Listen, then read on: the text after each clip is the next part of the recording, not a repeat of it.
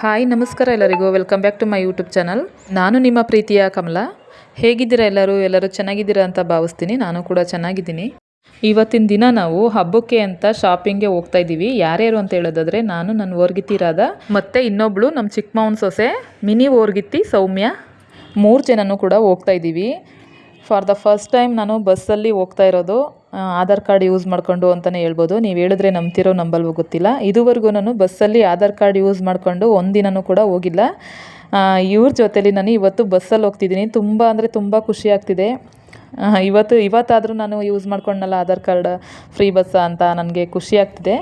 ಒಂಥರ ಚೆನ್ನಾಗಿತ್ತು. ಇವತ್ತು ಹಬ್ಬಕ್ಕೆ ನಾನು ಮತ್ತು ನನ್ನ ಓರ್ಗಿತ್ತಿ ಮತ್ತು ನಮ್ಮ ಚಿಕ್ಕ ಮಾವನ ಸೊಸೆಂದ್ರು ಇಬ್ಬರು ಮತ್ತು ಇನ್ನೊಬ್ಳು ಮೇಘ, ನಮ್ಮ ಬೆಸ್ಟ್ ಫ್ರೆಂಡು 5 ಜನನೂ ಕೂಡ ಒಂದೇ ಥರ ಸೀರೆ ತೊಗೊಳ್ತಾ ಇದ್ದೀವಿ. ಮತ್ತು ನಮ್ಮ ನಾದಿನಿಗೆ ಅದೇ ಥರದ್ರಲ್ಲಿ ಡ್ರೆಸ್ ತೊಗೋತಾ ಇದ್ದಾರೆ. ಇದನ್ನು ತಗೊಳ್ಳೋದಕ್ಕೆ ಹೋಗ್ತಿದ್ದೀವಿ. ಮನ್ನಾರ್ಸ್ ಅಂಗಡಿಗೆ ಹೋಗ್ತಾ ಇದ್ದೀವಿ, ಮೈಸೂರಿಗೆ. ನಮ್ಮ 3 ಜನಕ್ಕೂ ಎಷ್ಟು ಖುಷಿ ಆಯಿತು ಅಂತ ಹೇಳಿದ್ರೆ ತುಂಬಾ ಖುಷಿ ಆಯಿತು, ಖುಷಿ ಪಟ್ವಿ.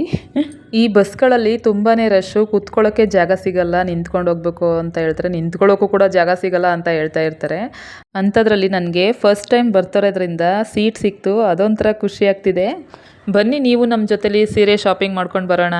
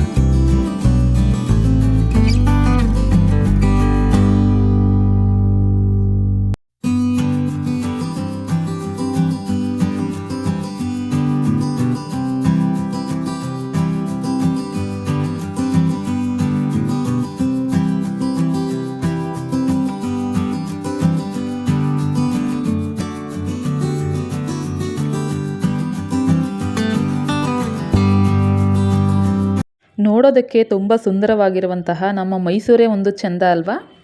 ಎಷ್ಟು ಸುಂದರವಾಗಿದೆ ಅಂತಂದರೆ ವರ್ಣಿಸೋಕ್ಕೆ ಸಾಧ್ಯವೇ ಇಲ್ಲ, ಅಷ್ಟು ಚೆನ್ನಾಗಿದೆ. ಬಂದರೆ ಎಲ್ಲ ಕಲರ್ಫುಲ್ಲಾಗಿ ತುಂಬಾ ಚೆನ್ನಾಗಿರುತ್ತೆ ಮೈಸೂರು ಅಂತಂದರೆ. ನನಗಂತೂ ಇಷ್ಟ. ಇವಾಗ ಬಂದೇ ಬಿಡ್ತು ಮನ್ನಾರ್ಸು.